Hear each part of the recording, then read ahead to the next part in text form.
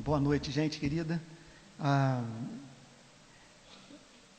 Quando eu olhava para o calendário durante esses últimos dias e via esse compromisso agendado, me vi um sentimento tão doce ao coração que eu não sei como explicar. Acho que alguns motivos são claros. Primeiro, saber que nós estamos servindo as igrejas da região metropolitana de Niterói e de São Gonçalo. É uma coisa maravilhosa tomar conhecimento do fato de que mesmo pastores, de gente bem preparada do ponto de vista teológico, estão vindo para cá para ouvir a exposição das Sagradas Escrituras, membros de outras igrejas. Isso é uma coisa encantadora. Depois, o fato de estar num lugar que, para mim, tem cheiro de leite, tem cheiro de maternidade. Conforme eu tenho dito, eu devo minha vida a essa igreja. Estar aqui é estar num lugar de aconchego e num mundo, num país onde pessoas contam tantas histórias de experiências traumáticas com a igreja. A minha é completamente diferente. Eu não tenho um trauma dessa igreja. Essa igreja me fez um bem enorme. Nunca tive que administrar crise. Fui amparado, fui acolhido por essa igreja. E outro elemento dessa relação com o que nós estamos fazendo aqui, que me traz esse sentimento doce, é, quem sabe, na simplicidade desse encontro de segunda-feira, nós vermos se cumprir o que tem se cumprido na história do cristianismo nesses 2000 anos. A palavra é pregada, o vale de ossos secos ganha vida, o avivamento vem, e a coisa muitas vezes se irradia de uma igreja local para uma cidade inteira. Espero em Deus que essa bênção se cumpra no nosso meio. Hoje nós vamos ter uma noite, como é que eu poderia dizer, bem calvinista, porque nós vamos estar examinando uma daquelas passagens que os calvinistas leem, sabe? Olha a doutrina aqui, olha a fé reformada aqui. Então nós vamos para Efésios 1, versículo 3. Nós vamos parar no 6. Alguns estão dizendo que eu não vou terminar essa exposição bíblica até a vinda do nosso Senhor e Salvador Jesus Cristo, se seguir nessa batida. Mas para vocês terem uma ideia, o Calvino expôs em 48 sermões Efésios. E Martin Lloyd Jones durante anos a fio. É bem verdade que os sermões de Martin Lloyd Jones eram assim, pegava uma palavra e a palavra virava um sermão. Então, ele não deixava passar vírgula. E essa é uma grande frustração, é você ter a consciência que enxerga, conforme eu disse semana retrasada, sobre os ombros de gigantes e não conseguia, por outro lado, estar à altura deles. Eu tento imitá-los conscientemente, mas, infelizmente, não tenho alma, não tenho coração, não tenho a vida com Deus que esses luminares da história da igreja tiveram e puderam testemunhar. Mas a graça de Deus é suficiente e Deus haverá de nos abençoar nessa noite. Vamos lá então para Efésios, capítulo 1, versículo 3. Bendito o Deus e Pai de nosso Senhor Jesus Cristo. Nesses dias de tanta literatura e pregação de autoajuda, chama-nos a atenção, nesses versos do capítulo 1 da carta aos Efésios, da maneira mediante a qual o apóstolo Paulo lidava com os problemas emocionais, os problemas psicológicos, a fome e sede de sentido, de significado, a busca por plenitude que é inerente à natureza humana, especialmente a natureza do nascido de novo, que, segundo diz o apóstolo Paulo em Romanos capítulo 1, estão em busca de honra, glória e incorruptibilidade. Chama-nos a atenção o método do apóstolo Paulo, que é o de chamar as pessoas para a doutrina, para a teologia, para a compreensão da verdade, a fim de que, a partir do claro entendimento da relação que Deus mantém com o seu povo, essas pessoas pudessem ser curadas na alma. E mais do que isso, mais do que encontrar a felicidade, que essas pessoas pudessem se tornar santas, parecidas com Cristo, e como consequência dessa manifestação do caráter de Deus em suas vidas, vivendo essa vida de felicidade para a qual Cristo nos chama. O verso 3 começa com a nota de ações de graças. Alguém já disse que se você quer medir a vida de um crente, você não deve passar a fita métrica em torno da sua cabeça, e sim em torno do seu coração agradecido. Foi John Stott que disse, plagiando Martin Lloyd Jones, que você encontra na igreja alguns cristãos que podem ser considerados girinos espirituais, têm uma cabeça imensa, cheia de teologia, mas um coração vazio, coração carente de amor, de misericórdia e desse elemento de ações de graças. E aqui Paulo está encantado.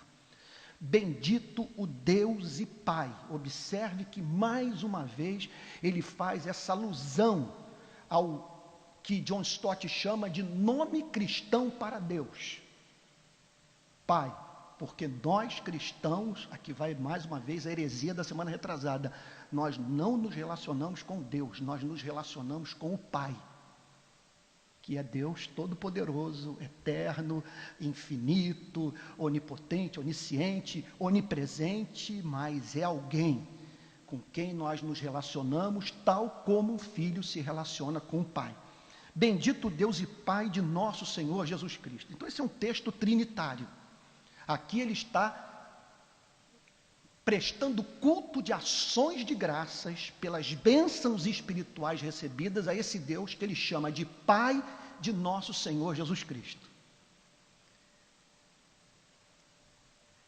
É uma maravilha nós meditarmos nessa doutrina a partir dos grandes escritos teológicos, especialmente o material produzido por Agostinho, por Santo Agostinho, chamado Agostinho de Hipona, e um homem como Jonathan Edwards.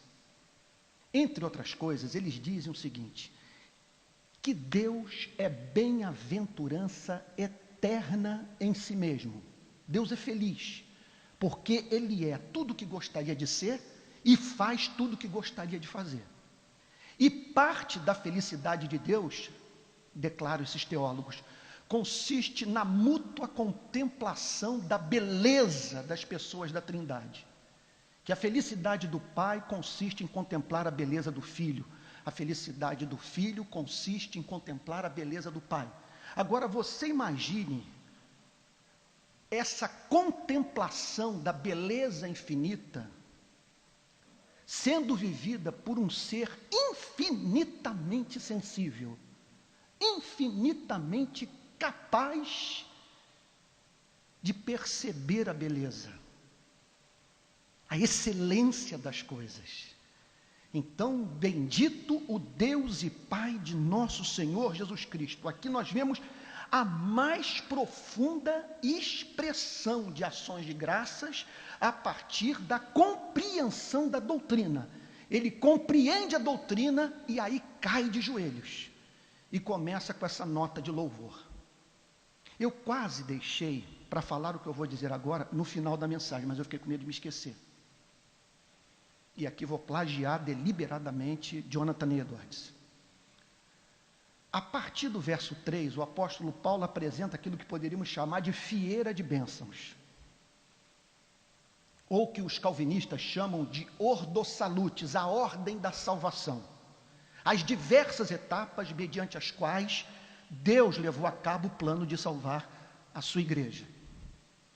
O que me chama a atenção é o fato de essa obra ter sido levada a efeito por esse ser absolutamente excelente.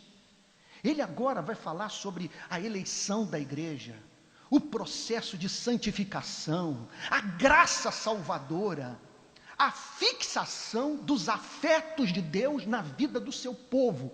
Mas o que encanta é nós pararmos para pensar na origem de todas essas bênçãos. Tudo emana do Deus e Pai de nosso Senhor Jesus Cristo. Pare para pensar na excelência desse ser. Autoexistente. Os teólogos falam de atributos que só Ele possui, só Deus possui. Ele é autoexistente. Eles dizem que Deus existe pela necessidade do seu próprio ser. que se algo existe, algo tem existido por toda a eternidade, porque o nada cria. Então eles dizem Deus é autoexistente. Deus também é possuidor de um outro atributo que os teólogos chamam de incomunicável, que só ele possui, a infinidade.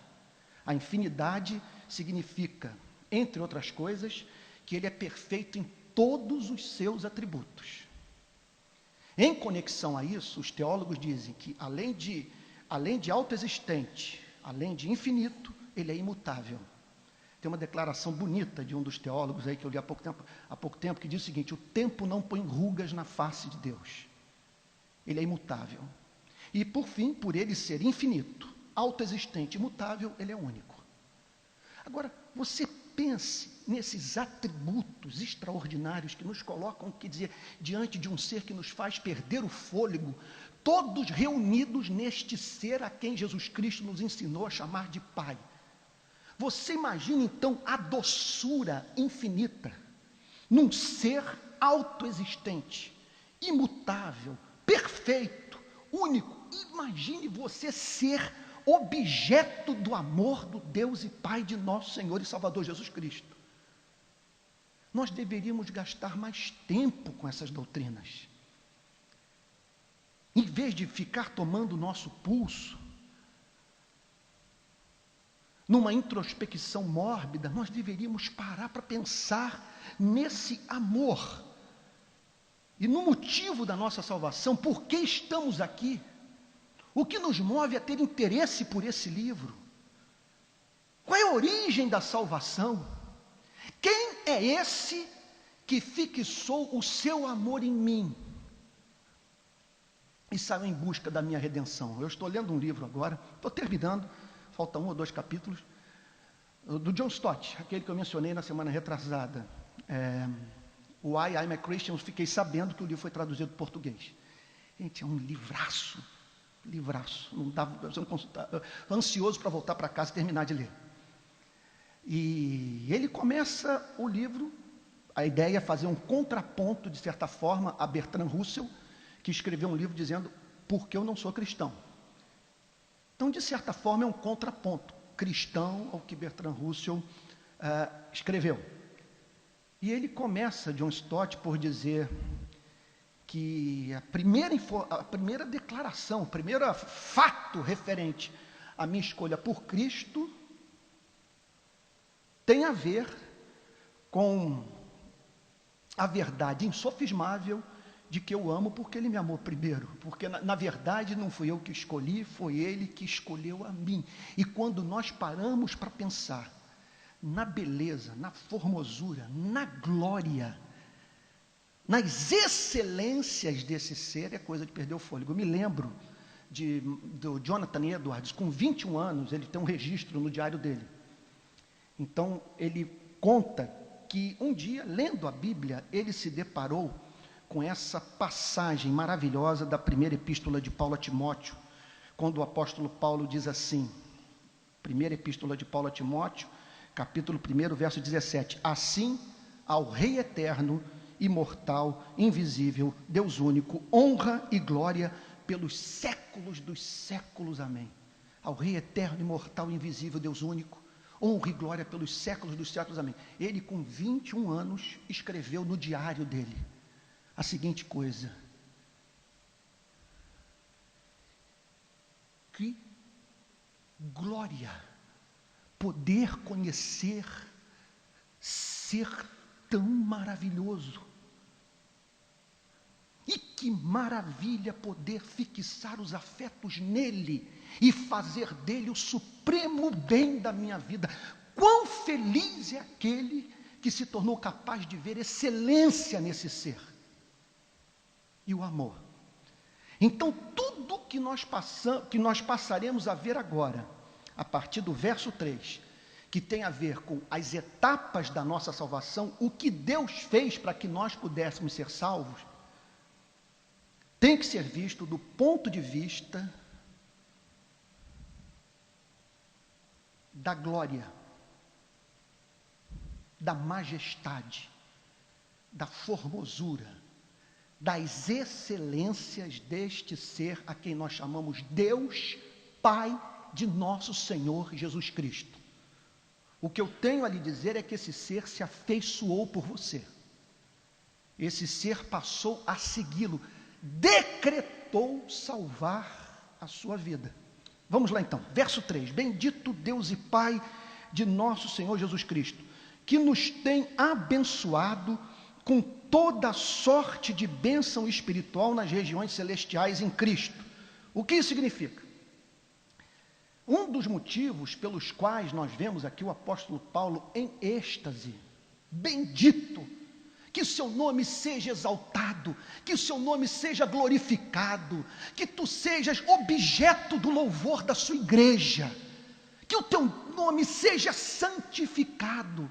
Bendito o Deus e Pai de nosso Senhor Jesus Cristo, que nos tem abençoado. Então ele começa, o que o encanta é se ver objeto dessa ação divina, que ele interpreta como derramamento de bênção sobre a vida da igreja, que nos tem abençoado com toda sorte de bênção espiritual. Bênção espiritual tem o sentido de bênção que é concedida pelo Espírito Santo.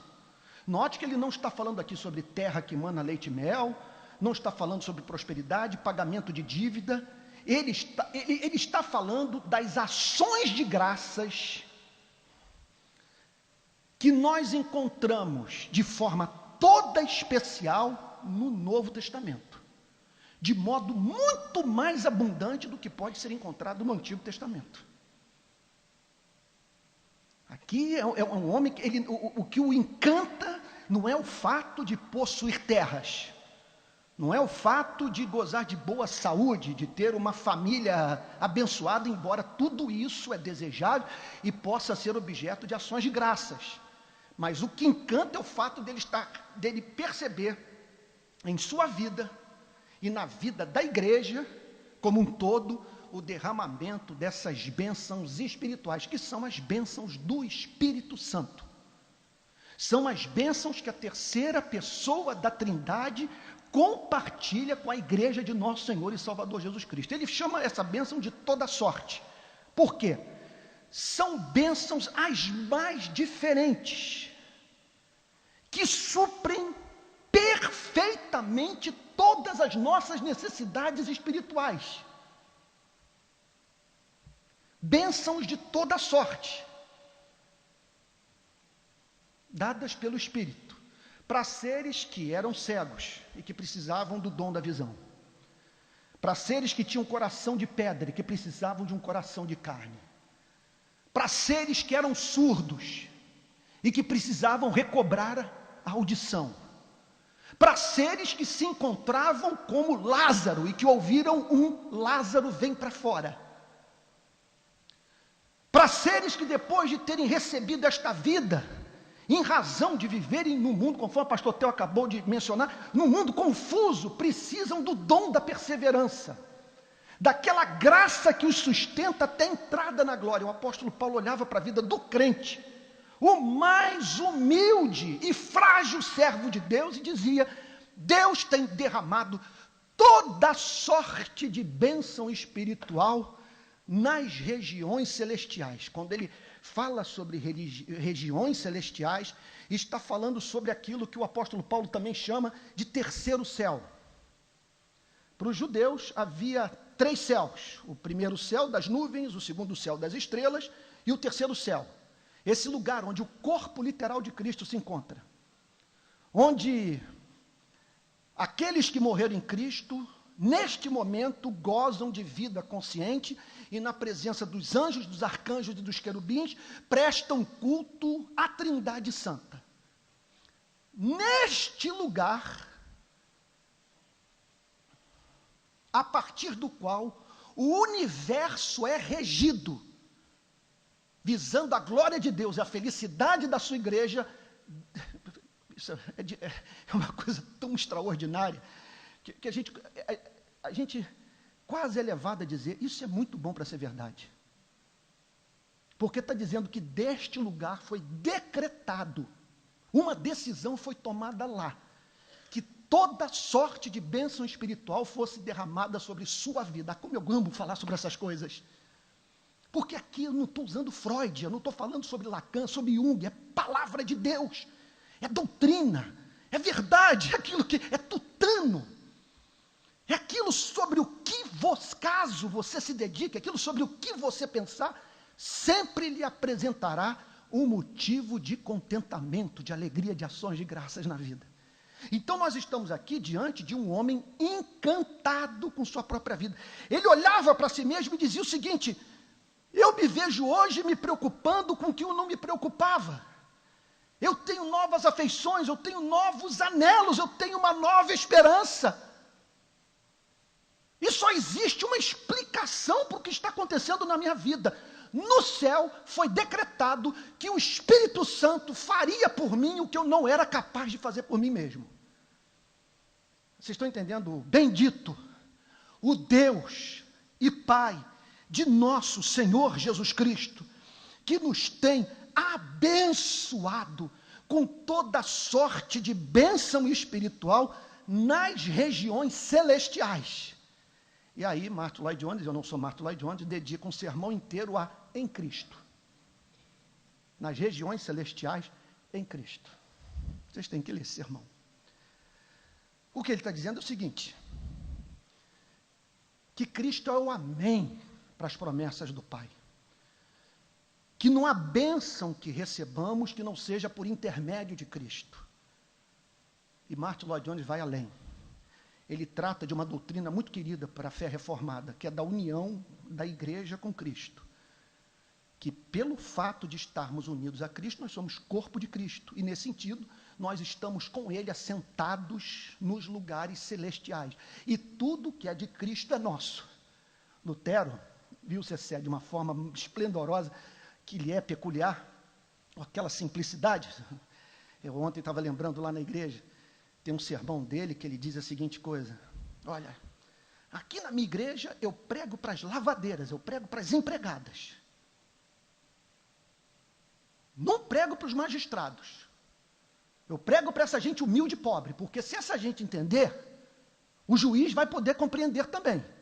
Agora, se esses que frequentam a minha igreja, tenho 50 deles na minha congregação, dizia Lutero, não estão satisfeitos com o meu método, bom, a porta de saída está aberta. E Lutero diz a seguinte coisa, que nós somos a noiva, ele é o noivo. Uma noiva pobre, que passa toda a sua dívida para o noivo, e um noivo rico, que compartilha toda a sua riqueza com a noiva. É isso que o apóstolo Paulo está dizendo. Estamos unidos a Cristo nos lugares celestiais. Olha, gente, deixa eu abrir um parênteses aqui para dizer o seguinte. Até hoje, na minha vida, isso é um dos motivos pelos quais eu sou cristão.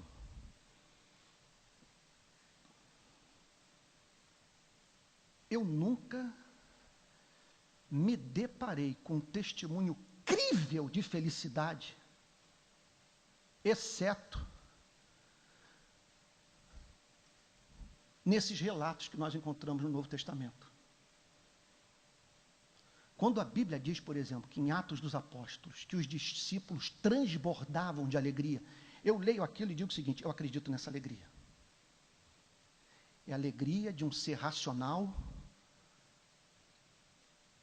que pode usar a exaustão o seu cérebro e que, em razão daquilo que encontrou, sempre haverá de ver motivo para as ações de graças, para o louvor, para o cântico, para a alegria.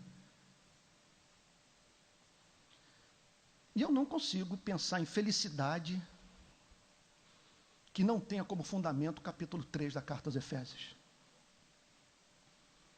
Porque as bênçãos sobre as quais o apóstolo Paulo fala neste capítulo atendem todas as demandas do espírito humano. É o que nos leva a entender as palavras de Agostinho na introdução da sua Magno Opus, as Confissões. Tu nos fizestes para ti, e o nosso coração não encontra descanso enquanto não descansa em ti. Bendito Deus e Pai de nosso Senhor Jesus Cristo. Deixa eu fazer uma pergunta para você. existe esta nota de louvor, de ações de graças na sua vida. Há esse elemento de encanto. Posso apresentar um teste para você saber se nasceu de novo, se você é crente? Você pode dizer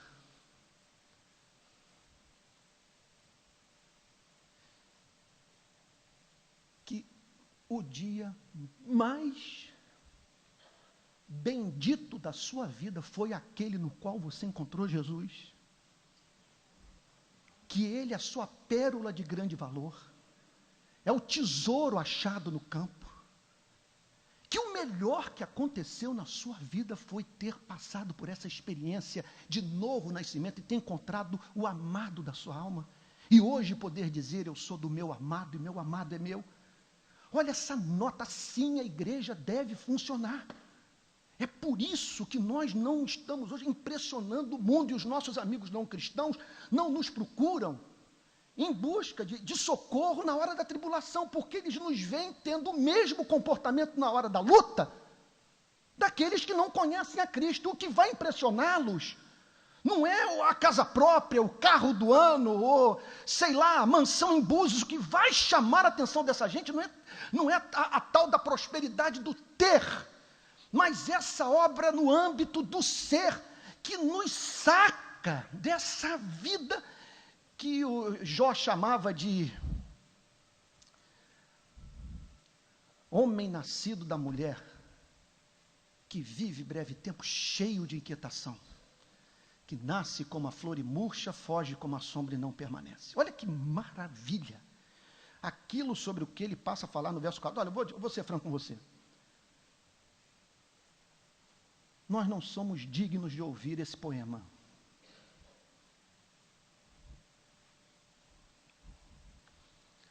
Aquilo sobre o que ele passa a falar a partir do verso 4, são coisas acerca das quais não é digno ao homem referir. É um ato de muita condescendência. Deus revelar tamanha loucura pela sua igreja, tamanha paixão. Bendito, repito, o Deus e Pai de nosso Senhor Jesus Cristo, que nos tem abençoado com toda sorte de bênção espiritual nas regiões celestiais em Cristo. E aí, a bomba atômica. Assim como nos escolheu nele antes da fundação do mundo. Antes da criação do tempo e do espaço. Na eternidade, antes da formação do primeiro átomo, você já existia na mente de Deus.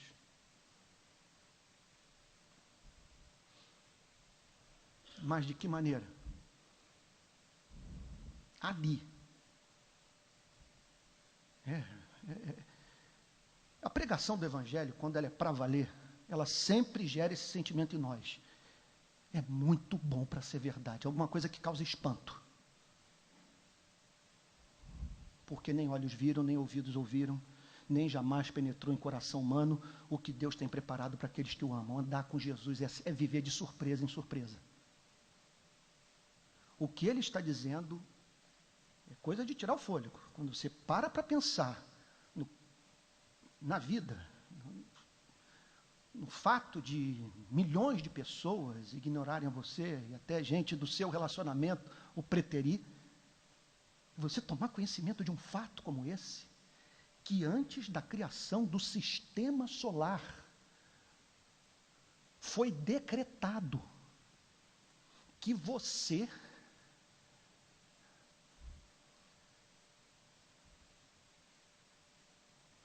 ganharia vida, haveria de existir, mas para participar eternamente da festa de amor da Santíssima Trindade. Assim como nos escolheu nele antes da fundação do mundo. Agora nós entendemos o porquê desse bendito, o Deus e Pai de nosso Senhor Jesus Cristo, porque o apóstolo Paulo se via como ele, não apenas ele, mas os membros da igreja de Éfeso e os membros da igreja de Cristo, da igreja triunfante, da igreja militante, como objetos deste amor eterno. Nos escolheu antes da fundação do mundo.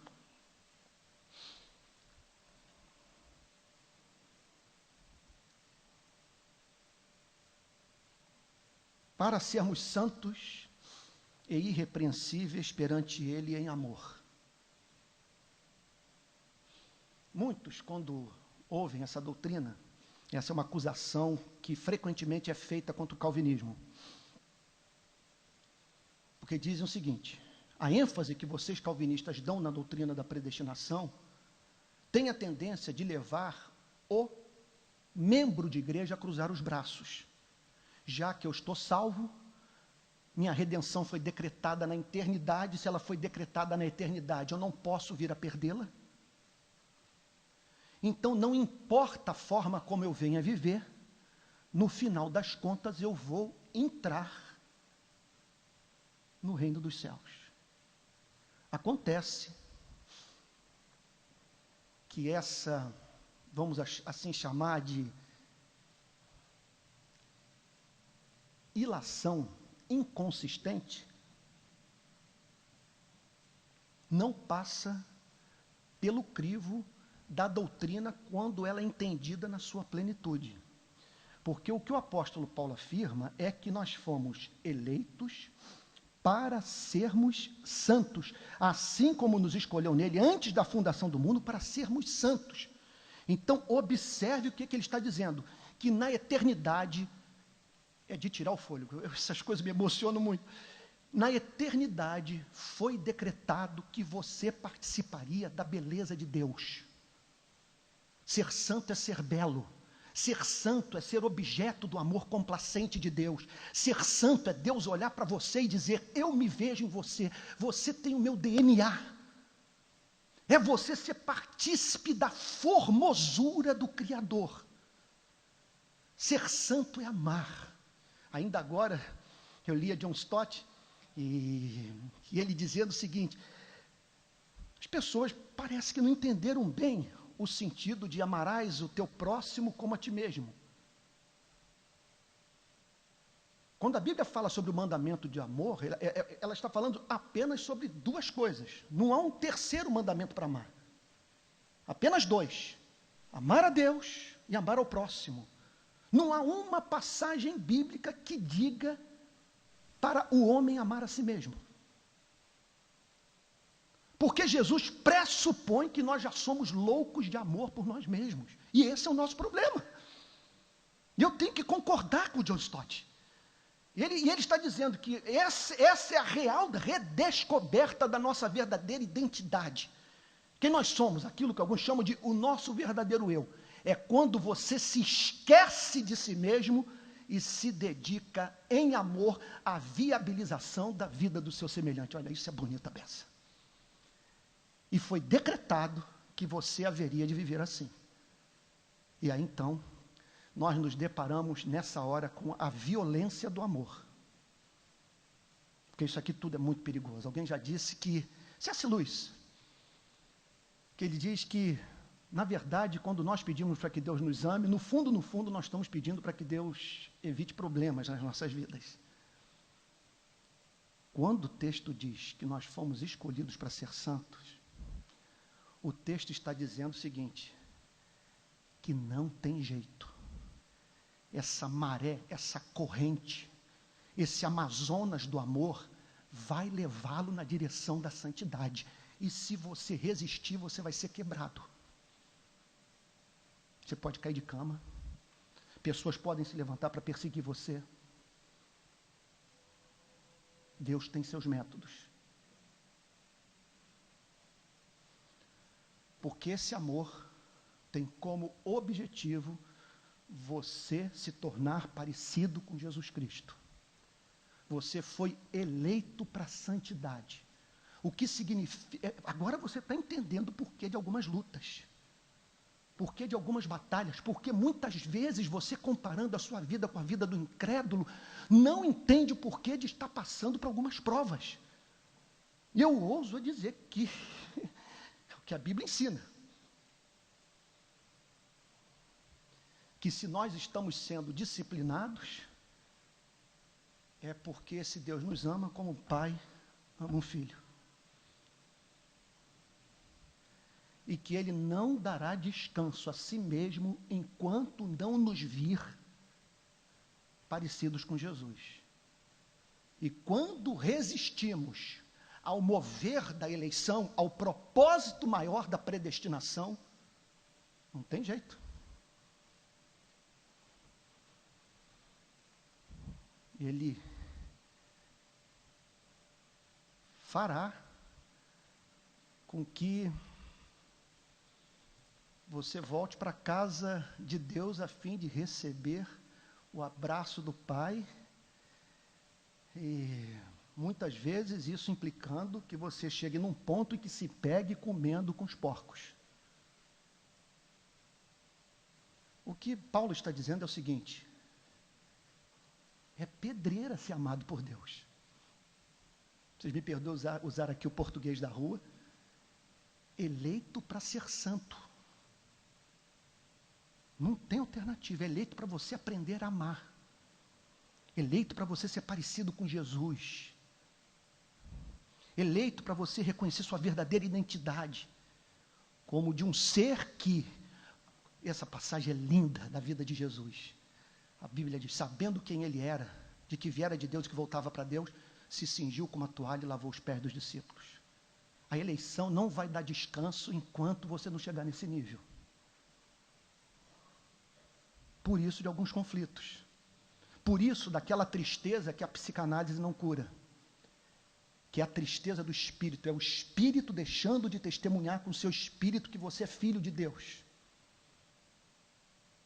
É aquilo que Davi chama de perda da alegria da salvação no Salmo 51. Os puritanos tinham horror disso. Verdadeira paura, pânico. Você pega os textos da América colonial, início do século XVII, vocês vão ver os pastores o tempo todo alertando a igreja: cuidado com o endurecimento judicial de Deus. Cuidado para que Deus não se afaste da igreja. No último sermão de Jonathan Edwards, ele faz 2 apelos, quando a igreja botou ele para fora. Ficou com 10% dos votos a favor dele. Aí foi trabalhar em Stockbridge, evangelizando os índios. E ali ele pôde escrever as maiores obras da sua vida. Mas no seu sermão, chamado Farewell Sermon, ele diz a seguinte coisa: faço 2 pedidos a vocês. Vocês são dados à contenda. Há uma tendência nessa igreja de um brigar com o outro. E nada mais afasta o Espírito Santo da igreja do que o espírito de contenda. E aí, olha a surpresa do último pedido. Em nome de Jesus, não deixe o arminianismo entrar nos Estados Unidos. Se nós banirmos o calvinismo do nosso país, o Espírito Santo vai se apartar de nós. Penso que ele foi muito longe, mas é apaixonante ver o zelo pela doutrina, o amor pela verdade. Penso que ele foi longe porque depois a própria história dos Estados Unidos veio corrigi-lo. Porque o primeiro avivamento, os Estados Unidos passaram por 2 grandes avivamentos. Um avivamento calvinista, que entre congregacionais e presbiterianos. E o segundo foi arminiano, entre os batistas e os metodistas. Contudo, o Jonathan Edwards sabia que há florezinhas que só nascem no solo calvinista. Ele amava a fé reformada. E ele insistia com a igreja para que a igreja não abrisse mão das doutrinas da graça, conforme ensinadas ao mundo por apóstolo Paulo, Agostinho de Hipona e João Calvino. Assim como nos escolheu nele antes da fundação do mundo para sermos santos. Não é para, veja só, não é para a possibilidade de você ser santo. Se você é eleito, não tem jeito. E aí, isso levou Spurgeon a dizer a seguinte coisa num dos seus sermões no tabernáculo metropolitano. Eu posso imaginar aquela figura corpulenta, aquela barba, dizendo: ó amados, jamais se considerem eleitos enquanto não forem santos. Não havia espaço na verdadeira tradição de espiritualidade calvinista para esse descanso carnal na doutrina da predestinação. Os puritanos diziam o seguinte: há 3 formas de você saber que é eleito. Número 1 é o silogismo lógico. Eles chamavam de silogismo lógico. Significa o seguinte: a Bíblia diz que todo aquele que crê em Jesus Cristo é salvo. Quem se arrepender e crer é salvo. Então, o crente pode usar esse silogismo lógico, esse raciocínio. Eu creio em Jesus Cristo, me arrependi dos meus pecados, logo fui salvo. Aí eles diziam o seguinte: mas há um segundo sinal mais profundo do que esse, que é o silogismo prático. A Bíblia ensina que o verdadeiro convertido manifesta o fruto do Espírito em sua vida. Eu detecto a presença do fruto do Espírito na minha vida. Que eu não sou mais o que um dia fui. Não sou o que gostaria de ser. Mas quando olho para a minha história, vejo que houve um divisor de águas na minha vida. Jesus entrou no meu coração. Logo nasci de novo. Martin Lloyd Jones dizia o seguinte, que nas horas que ele era atacado pelo diabo, havia um argumento que ele achava extraordinário. Era o inexplicável amor dele pela igreja. Ele achava isso um sinal do novo nascimento, da realidade da presença do Espírito Santo na sua vida, extraordinário. Ele diz o seguinte: essa é a prova que eu nasci de novo. Eu não teria este amor pelo povo de Deus se ele não tivesse sido me dado, compartilhado comigo pelo Espírito Santo. E ele, num dos seus sermões, ele diz a seguinte coisa: e eu sei que eu tenho mais prazer em estar ao lado do crente mais humilde do que do incrédulo mais poderoso da face da terra. E esse sentimento só tem uma explicação: eu nasci de novo. E aí, o terceiro sinal é bem pentecostal. Os puritanos, surpreendentemente, para os calvinistas dos dias de hoje, diziam o seguinte: e a terceira forma de você saber que nasceu de novo, que é eleito, é o batismo com o Espírito Santo. É o selo. Sobre isso nós vamos falar daqui a 1 ou 2 semanas. É o Espírito testificando com o seu Espírito que você é filho de Deus. Assim como nos escolheu nele antes da fundação do mundo para sermos belos, para sermos formosos, para que Deus possa dizer para nós o que disse para Jesus Cristo no Rio Jordão e no Monte da Transfiguração: tu és o meu filho amado, em ti eu me comprazo. Eu me vejo em você. Você tem o meu DNA. Em seguida, ele menciona a palavra irrepreensível. Para Martin Lloyd Jones, significa a expressão externa da santidade. Santo e irrepreensível. A santidade se expressa através desse viver em conformidade com a lei de Deus. Perante ele, daria para nós ficarmos aqui até amanhã de manhã só falando sobre perante ele. Essa é a diferença entre cristianismo e moralidade.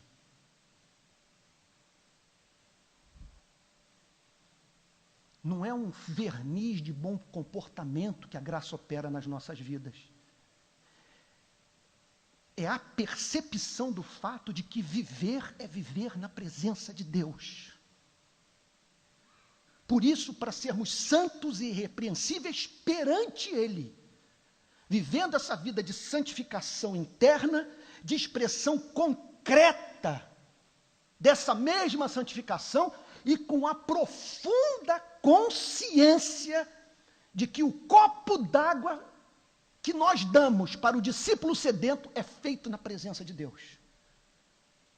Que o que a Betânia fez há 2 semanas, de subir esse morro aqui, e enfrentar alguns fuzis que estavam aqui na comunidade, é feito na presença de Deus. O que significa o seguinte, que a eleição tem como propósito fazer com que você e eu vivamos para fazer Deus sorrir.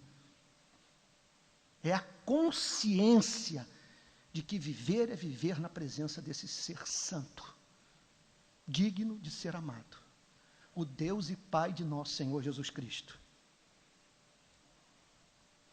Há uma disputa muito grande sobre onde colocar a palavra amor em Efésios. Se a vírgula deve vir antes ou deve vir depois. E eu estou aqui, eu, Tupiniquim, torcedor do Botafogo, aí, nascido aqui na Lapa. O que eu vou dizer? John Stott dizendo que o amor vem depois. Martin Lloyd Jones dizendo que vem antes.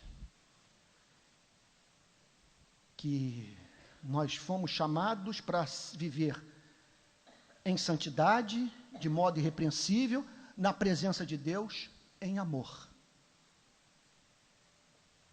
Tudo isso, essa é a diferença, gente, entre reforma no sistema de educação de um país e avivamento. O avivamento, a ação do evangelho numa sociedade, produz aquilo que nenhum sistema de educação é capaz de produzir, que é o elemento de espontaneidade. O próprio Freud reconhecia isso. Quando ele escreveu O Mal-Estar da Civilização. Viver em sociedade é você ter que se adaptar a leis que do fundo do seu coração, leis que viabilizam a vida de sociedade, não poderia ser diferente, mas que você quer violar. Daí o mal-estar da civilização. Só o Evangelho cria esse elemento de espontaneidade. Sermos santos e irrepreensíveis perante Ele em amor. Daí que você encontra o Salmo 119. Jonathan Edwards dizia que é a maior expressão do funcionamento da alma do regenerado. Quando você vê o salmista dizendo, ó, quanto amo a tua lei. É essa espontaneidade gerada pelo Espírito Santo que tem como fundamento a eleição, que no verso 5 é chamada de predestinação. E nos predestinou para Ele. Martin Lloyd Jones, de modo diferente de John Stott acredita que são termos intercambiáveis. São sinônimos.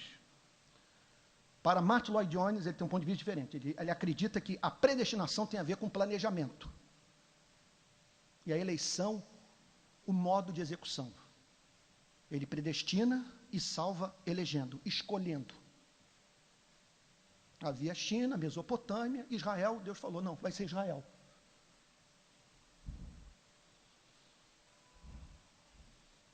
Havia muita gente morta nas cercanias de Jerusalém, Betânia. Mas só um ouviu, Lázaro vem para fora. Pois bem, predestinação. Eu sofri muito em sala de aula por causa dessa doutrina. Era iniciar o tratamento desse artigo de fé para a sala incendiar e pessoas passarem a me ter como inimigo da fé, como torturador de criancinha. Não é possível que o senhor creia nisso. Hoje, se eu fosse voltar para o seminário da aula de teologia sistemática, eu jamais começaria a tratar dessa doutrina da forma como que eu abordei no passado.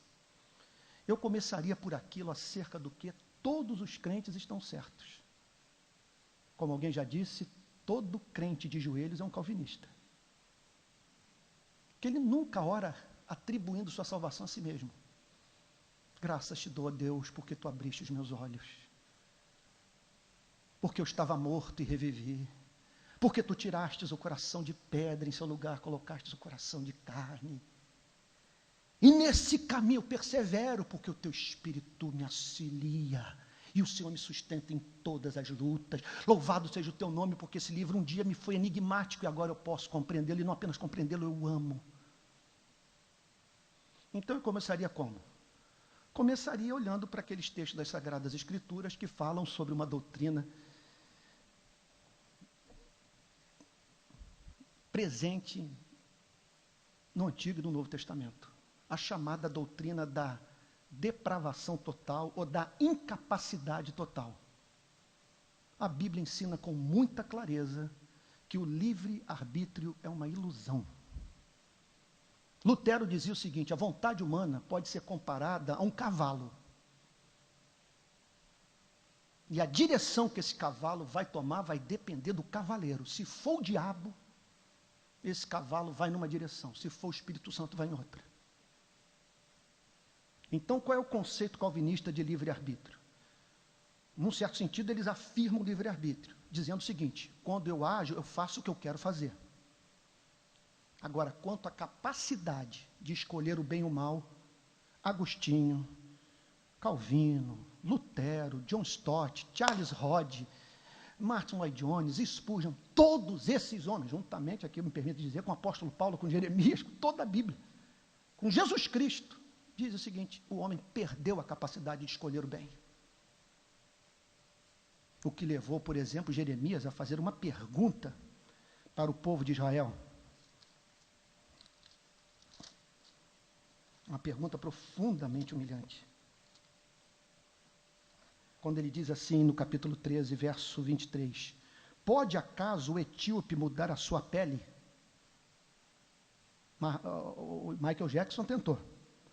Pode acaso o etíope mudar a sua pele, ou o leopardo as suas manchas? Pode? Aí o profeta conclui dizendo: então poderias fazer o bem estando acostumados a fazer o mal. O fato é o seguinte: sem Cristo nós não estamos dormindo, nós estamos mortos. Quando o apóstolo Paulo chega em Efésios, no capítulo 2, no verso 1, ele elimina por completo a ideia da liberdade para escolher tanto o bem quanto o mal. Quando ele diz assim: ele vos deu vida estando vós mortos nos vossos delitos e pecados, nos quais andastes outrora, segundo o curso deste mundo. Quem consegue, quem encara o curso deste mundo? Quem é páreo para a cultura desse planeta? Segundo o príncipe da potestade do ar. Quem vive vida sem Cristo, de autonomia em relação ao príncipe da potestade do ar? Do espírito que agora atua nos filhos da desobediência. E aí ele diz: entre os quais todos nós andamos outrora, segundo as inclinações da carne. Quem é páreo para a carne?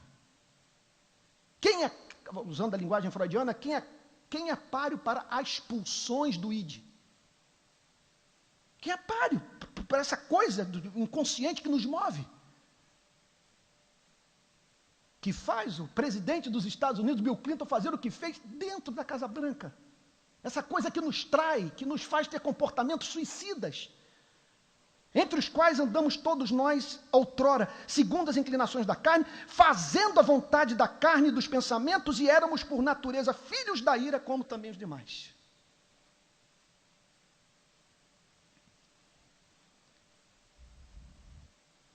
Bom, a questão é a seguinte: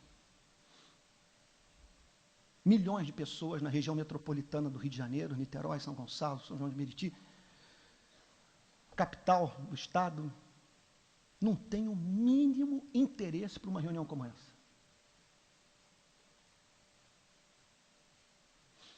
Para eles, nada pode se considerar mais insuportável do que estudar a Epístola aos Efésios.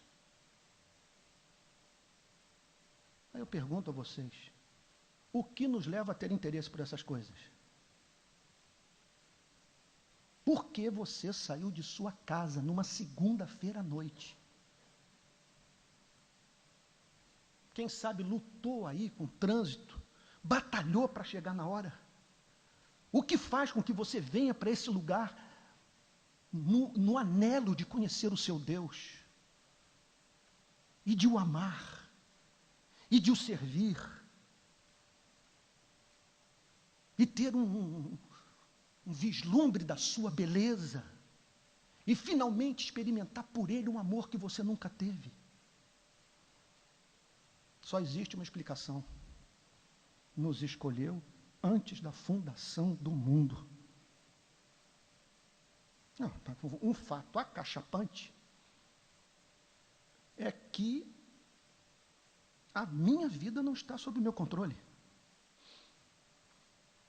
Eu me lembro que por volta de 1974 houve um surto de meningite no Brasil. Eu estudava num colégio e ali havia um rapaz da minha idade, que até diziam que ele era muito parecido comigo. O nome dele era Edgar. Edgar fez uma meningite e morreu. Por que Edgar morreu e eu não? Me lembro de um assalto que eu vivi na Via Dutra, antes de eu me converter, que eu desafiei o bandido. Ele com uma arma na mão, eu disse, cara, o que eu fiz com você para você me ameaçar? E inexplicavelmente ele não me matou. Peço que você me explique os livramentos que você vivenciou. As pessoas que botou em seu caminho. Como explicar isso? Um dia esse livro era um mistério para você. E de repente você se pega não apenas o compreendendo, mas o amando.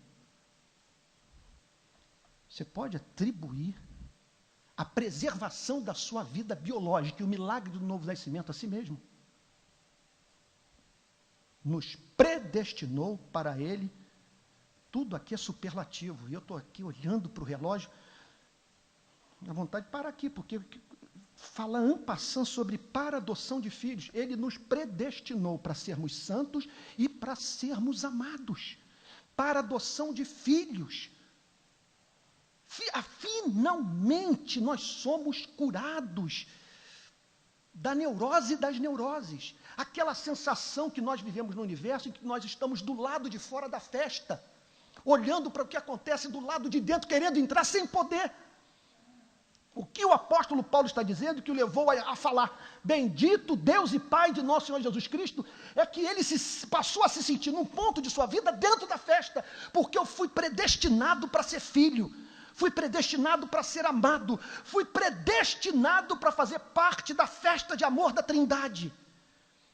Fui predestinado para que ele pudesse dizer para mim, repito, o que disse para o seu filho, tu és meu filho amado em quem eu me comprazo.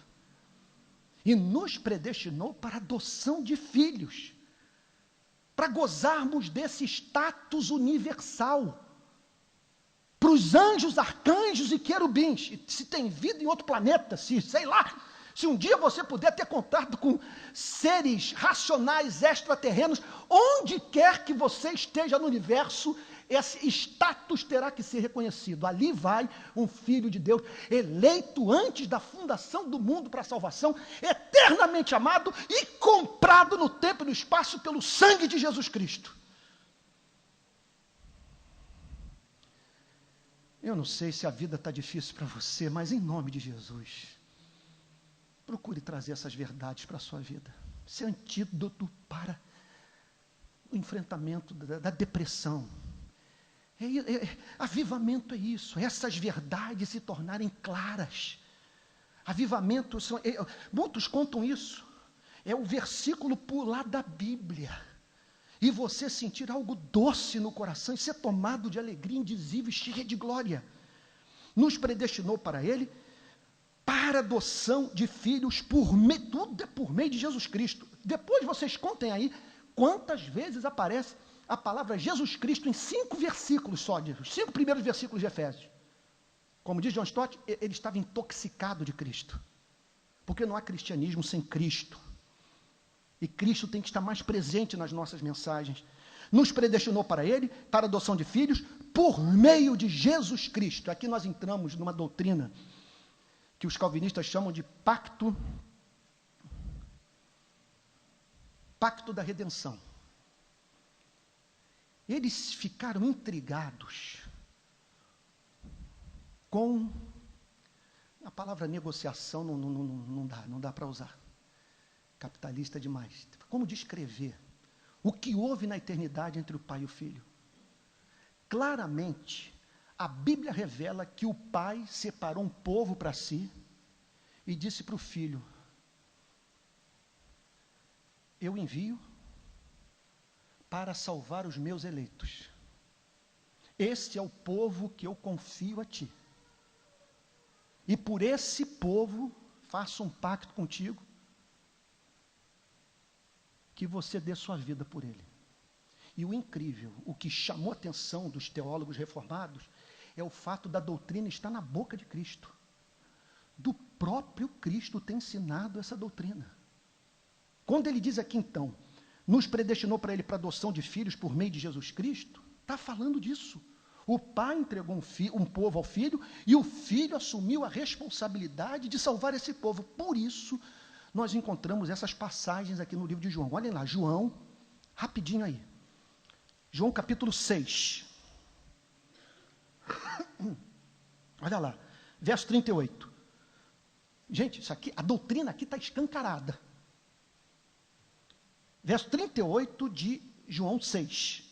Porque eu desci do céu, não para fazer a minha própria vontade, e sim a vontade daquele que me enviou. E a vontade de quem me enviou é esta, que nenhum eu perca de todos os que me deu, pelo contrário, eu o ressuscitarei no último dia. De fato, a vontade de meu Pai é que todo homem que vir o Filho e nele crer tenha vida eterna, e eu o ressuscitarei no último dia. Agora, nós vamos entender o porquê da oração do capítulo 17. Olha lá, a oração sacerdotal do capítulo 17 de João. Verso 4. Eu te glorifiquei na terra, consumando a obra que me confiaste para fazer. E agora glorifica-me, ó Pai, contigo mesmo, com a glória que eu tive junto de ti, antes que houvesse mundo. A bomba atômica vem o verso 6. Se eu tivesse numa igreja pentecostal, era todo mundo, glória a Deus, aleluia, línguas estranhas, revelação. Eu tenho pregado muito para pentecostal, então no meio presbiteriano eu fico aflito, porque eu não sei o que está acontecendo com as pessoas.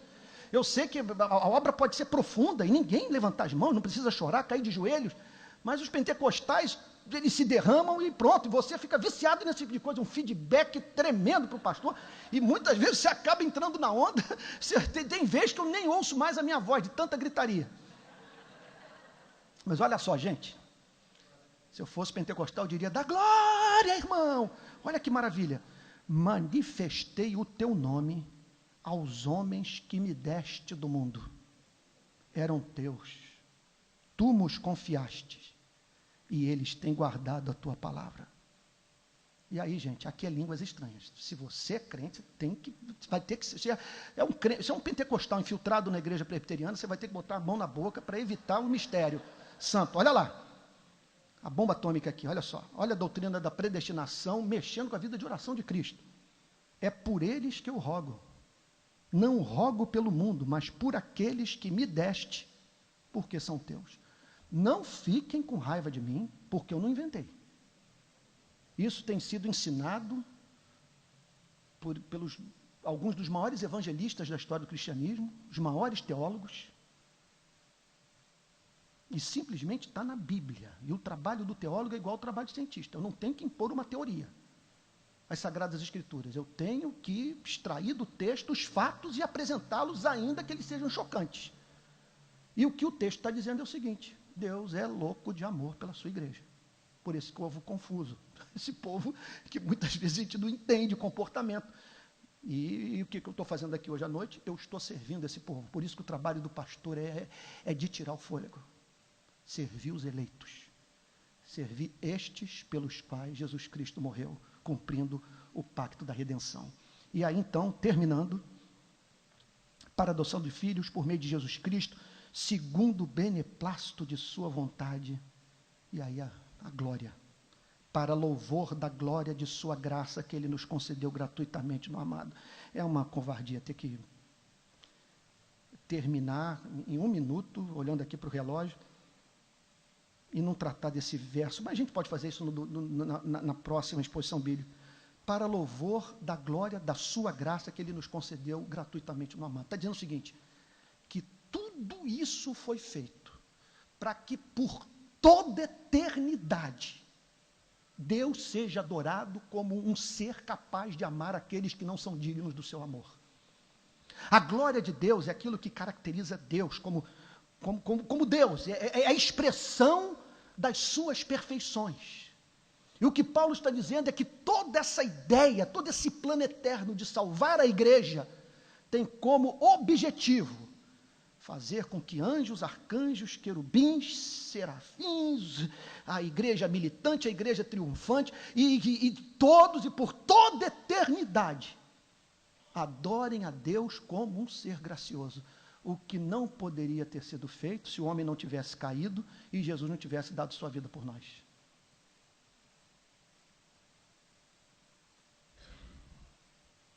Onde está Deus no terremoto do Nepal? Bom, poderíamos perguntar também, por que os nossos ancestrais romperam com o pacto? Por que os nossos pais, Adão e Eva, não cumpriram o pacto das obras? Imagina você ali vendo a cena, cardos e abrolhos se manifestando, as rugas aparecendo nos nossos pais, a vida se tornando curta, e o homem, no minuto seguinte à queda, tendo que trabalhar duro para comer do pão. Mas se o seu Deus é um super anjo e não Deus soberano, que rege todas as coisas para a glória do seu nome, você vai entrar em crise existencial. Se você crê nesse Deus cujos caminhos não são os nossos caminhos, você se abrirá para a possibilidade de um dia vir a descobrir que, se não fosse esta rebelião, o Filho de Deus não teria vindo. E nós não tomaríamos conhecimento desse amor que hoje surpreende os anjos. Por isso que a Bíblia diz, coisas estas que eles anelam perscrutar, porque foram tomados de surpresa. Eles não sabiam que Deus é capaz de amar canalhas, que Deus é capaz de amar bandidos, criminosos, para louvor da glória da sua graça que Ele nos concedeu no amado. E aí Martin Lloyd Jones diz, não se esqueça jamais que tudo que foi feito contra a vida de Jesus, a surra que Ele levou, a sessão de tortura pela qual passou, a crucificação e a morte, tudo isso foi feito contra o amado. A medida do amor de Deus por nós é o amor do seu Filho. Vou dar uma de maluco aqui. Se isso não traz alegria para o seu coração, o ministério da Igreja Betânia cessou na sua vida. Nós não temos mais o que falar para você.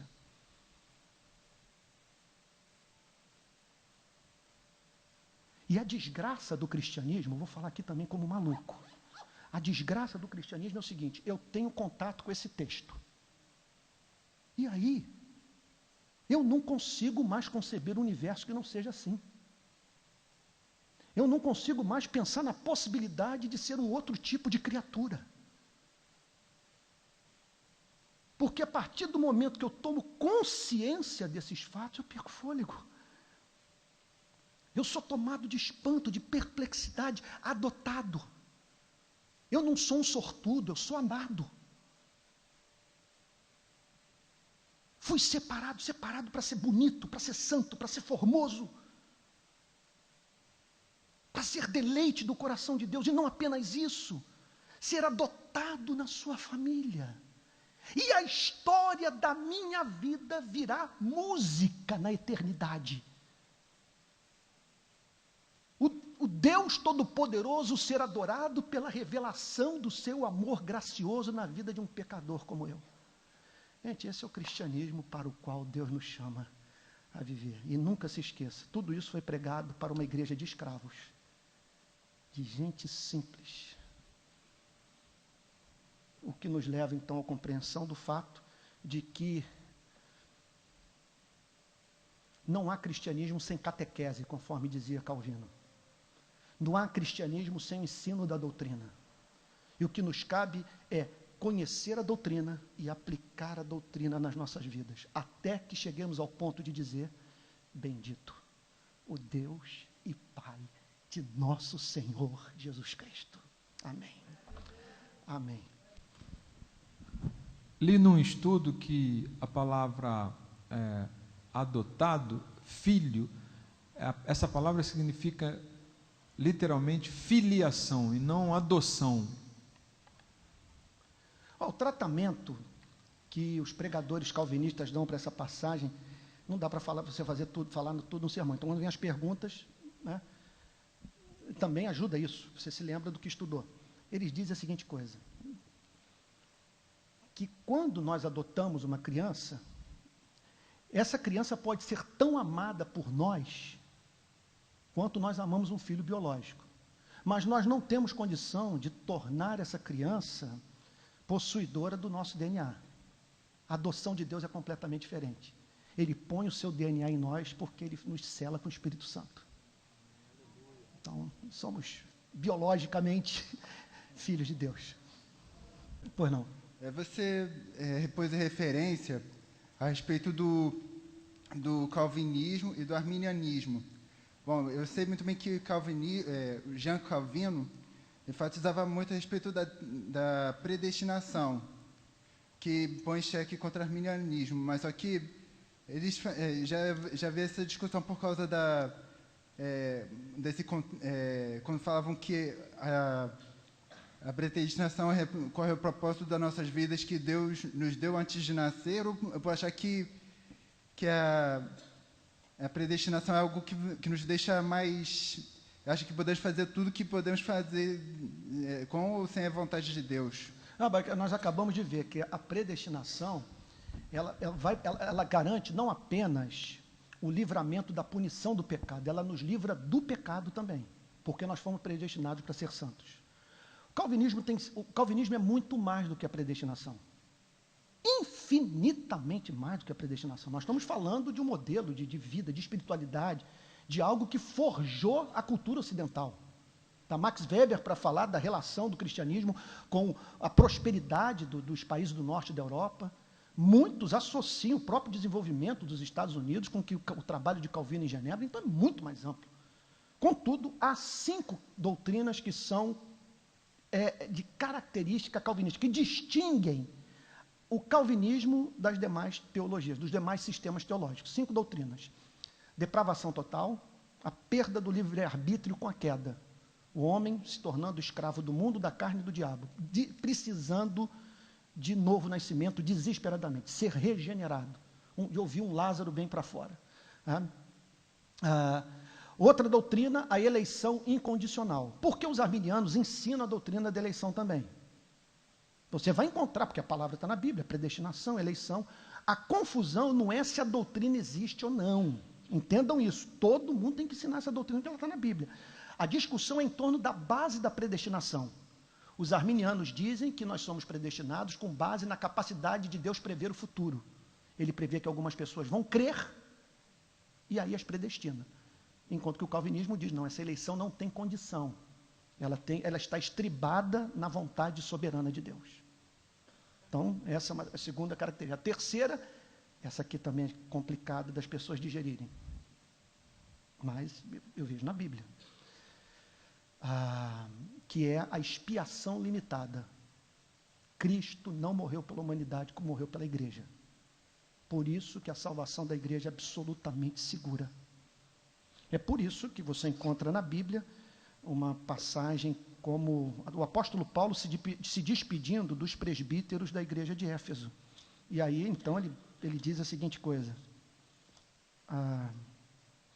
atendei por vós e por todo o rebanho sobre o qual o Espírito Santo vos constituiu bispos, para pastoreardes a igreja de Deus, a qual ele comprou com seu próprio sangue. Atos dos Apóstolos, capítulo 20, verso 28. Então, essa é uma terceira doutrina. Quarta doutrina, então já falei, depravação total. A segunda doutrina, eleição incondicional. A terceira doutrina, expiação limitada. A quarta doutrina, graça irresistível. Quando Deus decide salvar, não tem como o homem resistir, vamos assim dizer, à sedução divina. Mas ninguém entra no reino dos céus puxado pelas orelhas. É um convencimento do Espírito que faz com que você, livremente, a partir desse contato com a beleza de Deus, a compreensão do Evangelho, se converta, que é um voltar-se para Deus em arrependimento e fé. E, por fim, como corolário disso tudo, é uma cadeia. Nenhuma doutrina pode falhar. Se uma for refutada, você destrói tudo. Como consequência disso tudo, a doutrina final é a perseverança dos santos. Uma vez salvo, salvo para sempre. Aí o meu filho, outro dia, meu filho Pedro, que está aqui, falou que estava discutindo com alguém lá na minha igreja tem uns arminianos infiltrados. Aí ele falou, papai, o rapaz lá pegou Hebreus capítulo 6, que fala daqueles que provaram dos dons celestiais e que se afastaram. E nunca me ocorreu isso na minha cabeça, mas eu estava na cozinha, aí a revelação veio. Isso me faz lembrar um amigo meu, estava contando sobre a história da construção do farol velho de Arraial do Cabo. Meu concunhado. Como que o farol velho de Arraial do Cabo foi construído? Meia hora de explicação. Ele começou em Portugal, com a construção das caravelas, as pedras cortadas simetricamente, postas no navio, servindo de lastro. Descreveu a vinda dos portugueses, como que eles chegaram na Ilha do Farol, lá, aquela mesmo que a gente foi, Josué, no passado, e como que eles desembarcaram ali, subiram aquela montanha, construíram o farol. Aí eu, com o mínimo conhecimento de história e tal, eu falei para ele: Fabiano, querido, qual é a sua fonte? Então, nunca mais vou me esquecer. Foi uma linguagem bem assim, meio espírita, o negócio que ele fez. Não, isso me ocorreu agora. Eu lembro até hoje do movimento da mão. A mão subindo, isso me ocorreu agora. Falei: Fabiano, você está esse tempo todo me contando uma coisa para a qual não tem fundamento, você nunca leu nada sobre isso.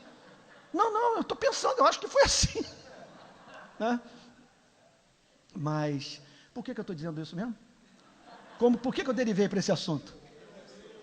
Hebreus 6, aí me ocorreu o seguinte, meu filho querido, Hebreus 6 é um membro de igreja para cuja vida não foi feita a seguinte oração: e eu roguei por ti para que a tua fé não desfalecesse.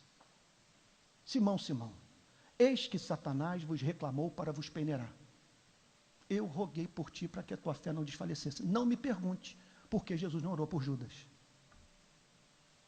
Orou por Pedro. E é impossível o pai não ouvir a oração do filho. Isso eu aprendi com o reverendo Antônio Elias. Falou: meu filho, é impossível o pai não ouvir a oração de Jesus. Pedro passou pela moenda, o inimigo o levou àquele gesto humilhante, negar o seu Salvador 3 vezes, mas a oração sustentava. Eu roguei por ti, porque eu me apaixonei por você, porque você faz parte desse povo que eu assumi a incumbência de salvar. E as minhas ovelhas ninguém vai arrebatar das minhas mãos.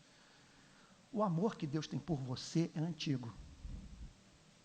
Não vai dar glória não vai ter línguas estranhas, gente. Revelação, pelo amor de Deus, gente.